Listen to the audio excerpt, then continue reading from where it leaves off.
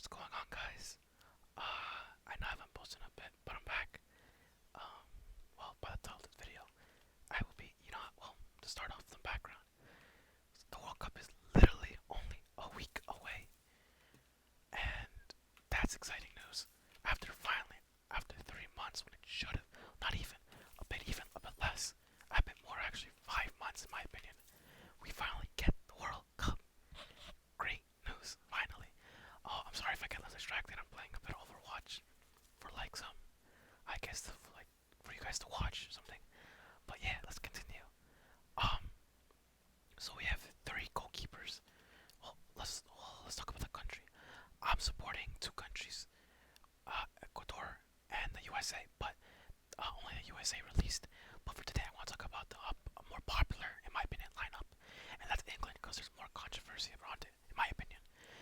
And let's continue. The three goalkeepers are Pickford, Ramsdale, and Pope.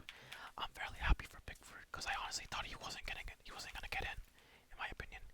I thought they were gonna keep up with the classic three, but I'm happy that Pickford he's moving up in the world.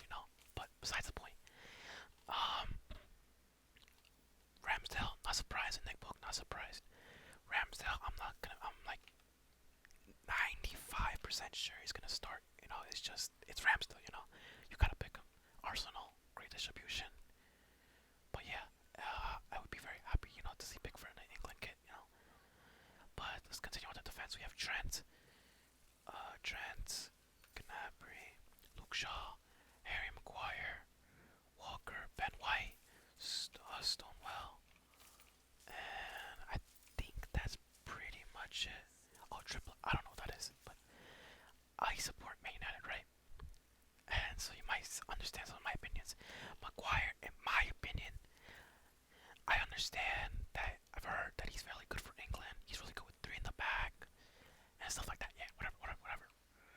But on another Man United kit, he's proved nothing to be deserving of a World Cup selection, let alone be more likely a starter. He's been injured for most of it, and when he does play, he's been subpar at best. But I feel like that's always the case. People say that he's better for England, which might be true. I hope it's true, because I hope that he sets like a new light to him. He becomes the GOAT or something like that, but that probably won't happen. But yeah, and the same thing with Luke Shaw, but it's a better situation for him. In my personal opinion, last season he was subpar at best. And I feel like his situation kind of like Harry Maguire, he's doing good. He does good for England, doesn't do good for the clubs. But the main difference with him is, up until recently, in my opinion, this season Luke Shaw has been pretty decent. Besides obviously the beginning. But like ever since he's had competition with Malasia, I feel like he's been upping his game. Now that he finally actually has something to opposition to battle for.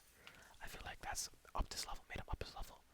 So I'm not too surprised I got picked this again. But Stonewell, Walker, Ben White, and Eric Dr. I'm not surprised. Oh, I lost. Whatever. I'm not surprised. But here's the other one that I'm very surprised. Trent. And I'm not surprised. It's Trent. But the thing is, dog. Trent has been very subpar this season for Liverpool. And yes, I know. He's a young player and everything, and he's really good creativity-wise. He's better than Walker distributivity-wise. But in my opinion, I feel like if Reece James was healthy, Trent would not have been in it. Nah, he would have been in it, but he would have been. I feel like he wouldn't be starting. He wouldn't have the possibility of starting. His possibility of starting would be decreased if James was in the lineup, but since he's injured, it's tough. But obviously, I like Trent. He's an interesting character, but you know, you really can't do anything about it. But to continue it, I hope Trent pulls like a 180. The World Cup changed his like his I guess his battle, his way of playing. Not way of playing, performance. I hope the World Cup improves his performance. You can hope for the best, but let's continue with the midfielders. The midfielders is Bellingham, Conor Gallagher, Jordan Henderson, Mason Mount, Calvin Phillips, and Declan Rice. Then I'll start off with the people I'm not surprised. Bellingham, young talent, amazing.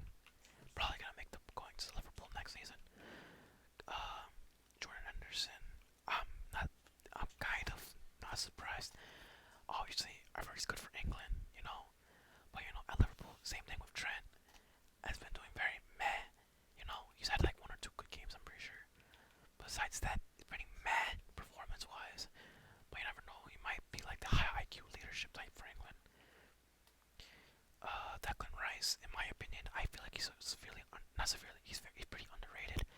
And obviously, I feel that is just because he doesn't play for a top six league club. But I feel like if he joined the Liverpool, the Man United, the Man City, the Spurs, he would be getting more recognition than he already has been getting. But besides the point, um, besides the point, I'm happy I'm not surprised, but I'm happy that he got selected. You know, he deserves it. But yeah, who else is in the lineup? Mason Mount. In my opinion, he was doing very mid this the beginning of the season, but he's picked it back up. He's picked it back up, and you can only be happy and praise him for that. It's like very hard for a player to be getting violated almost every game by media, and to finally be doing good. It's pretty good for him. Callum Phillips and Gallagher. I heard people don't like Gallagher too much. I don't know why he got put into the team. I haven't seen so much of his gameplay, so I can't personally make my own opinion on that. But I'm just hearing from people from England that are very, very confused why he's even put in the squad. But final, we have forwards Phil Foden, Jack Grealish, Harry Kane, James Madison, Marcus Rashford, Saka, Sterling, and Callum Wilson. I'll get my three who I'm not surprised got in Saka, Kane, and Foden. They're consistent almost every year they play, very consistent, day in, day out. It's obvious they're doing amazing this season and the seasons before. Jack Grealish though, I'm not surprised, but I'm very like, damn, he actually got put in. Because like in my opinion, Jack Grealish has been doing pretty mid for Man City, but in my opinion, I don't think it's because he's bad. I don't think Grealish is a bad player.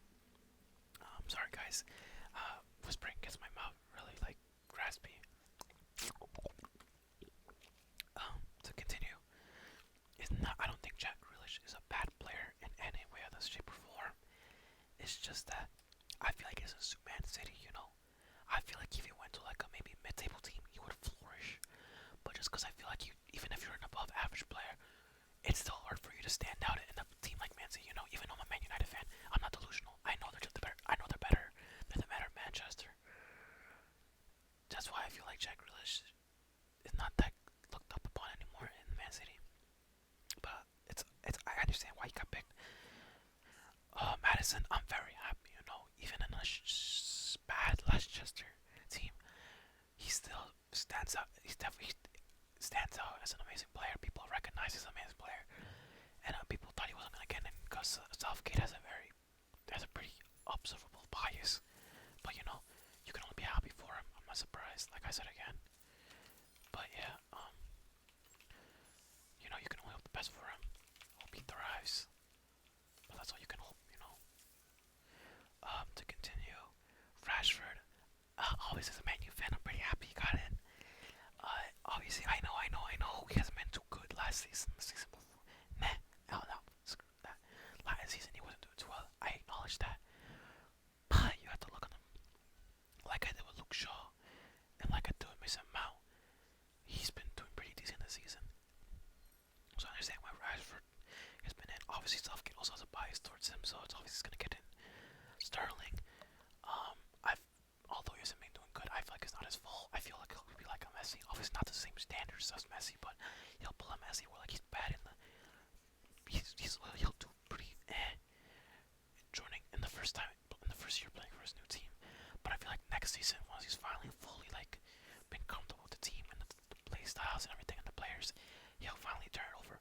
And I feel like, in my opinion, the reason he's been doing so it's not because he's washed. Obviously, he's dipped in performance because of age and everything. But I feel like because he's been part of Man City for so long, he's been like ingrained with a play style. And obviously, Chelsea plays a different play style, so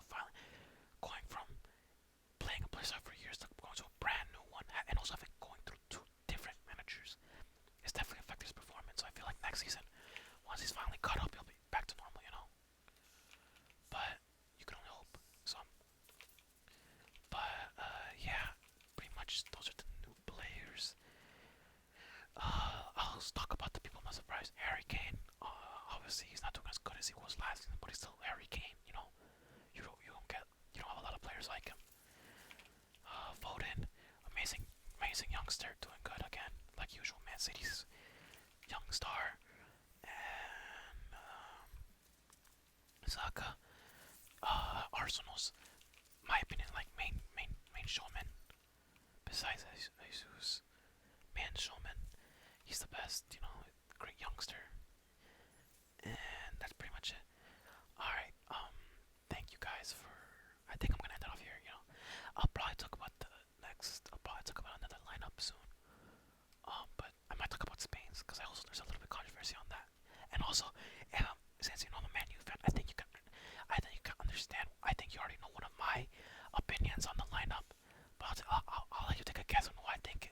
On like I'll take a hint on what I think is kind of unfair to not be even included in the line consideration for the lineup. But later on that notion, you know, another day, probably tomorrow. But let's continue. Not let's continue. I'll end it off. Thank you for listening to this video. And I hope to see you. I hope to see you upload again very soon. And thank you guys. Have a good night. Sleep. Have a good dream. Sleep tight. And yeah, thank you guys for listening. And I hope to see you again.